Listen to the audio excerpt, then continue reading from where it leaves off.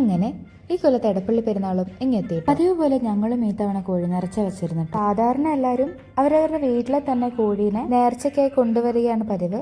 പക്ഷെ നമുക്കങ്ങനെ കോഴിയൊന്നും ഇല്ലാത്ത കാരണം നമ്മൾ പള്ളിയിൽ തന്നെ നേർച്ചയിട്ടിട്ട് തൊട്ടടുത്തുള്ള കോഴിക്കടയിൽ നിന്ന് നാടൻ കോഴിയൊക്കെ മേടിക്കാറാണ് ചെയ്യാറ്. അതിനായി ചൂടായ ഒരു ഉരുളിയിലേക്ക് കടുകിട്ട് സവോള, ജിഞ്ചർ ചതച്ചത്, പച്ചമുളകും വേപ്പിലയൊക്കെ ഇട്ട് നല്ലോണം ഒന്ന് വാട്ടിയെടുക്കുക. അതിനുശേഷം നമ്മൾ അരിഞ്ഞു വെച്ചിരിക്കുന്ന തക്കാളിയോടെ ഇട്ട് കുറച്ച് ഉപ്പും ഇട്ട് നല്ലോണം ഒന്ന് വാട്ടിയെടുത്തതിന് ശേഷം 2 സ്പൂൺ മുളക് പൊടിയും 4 സ്പൂൺ മല്ലിപ്പൊടിയും 1/2 സ്പൂൺ മഞ്ഞൾപ്പൊടിയും ഇട്ട് നല്ലോണം ഒന്ന് വാട്ടിയെടുത്തതിന് ശേഷം ഇതിലേക്ക് നമ്മുടെ കഴുകി വൃത്തിയാക്കിയ നാടൻ കോഴിയും ഇട്ട് നല്ലോണം ഒന്ന് ഇളക്കിയെടുക്കാം.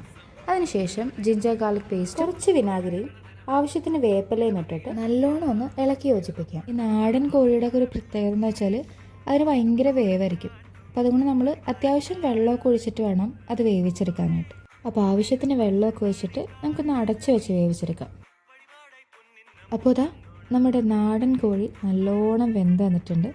അപ്പോൾ തുറന്നിട്ട് നമുക്ക് കുറച്ച് മസാലപ്പൊടിയും കുറച്ച് കുരുമുളക് പൊടിയും പിന്നെ നമ്മൾക്ക് വേണമെങ്കിൽ കുറച്ച് ഉരുളക്കിഴങ്ങ് കൂടി ഇട്ടിട്ട് ഒന്നുകൂടി ഒന്ന് വേവിച്ചെടുക്കാം. അപ്പോൾ ലാസ്റ്റ് നല്ല കുറുകിയ തേങ്ങാപ്പാലോടെ ഒഴിച്ചിട്ട് അധികം തിളയ്ക്കാണ്ട് ഒന്ന് വരട്ടിയെടുത്താൽ നമ്മുടെ നാടൻ കോഴിക്കറി ഇവിടെ റെഡി ആയിട്ടുണ്ട്.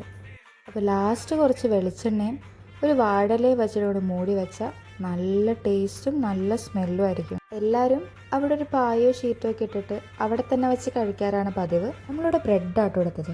ചോറ് പോലും അവിടെ തന്നെ വെച്ചിട്ട് കഴിക്കണവരുണ്ട്. അപ്പോൾ വരാത്തവർ പുണ്യാളനെ കാണാനും ഈ കോഴി നേർച്ചയിൽ പങ്കെടുക്കാനൊക്കെ ആയിട്ട് ഒന്ന് വന്നു നോക്കട്ടോ.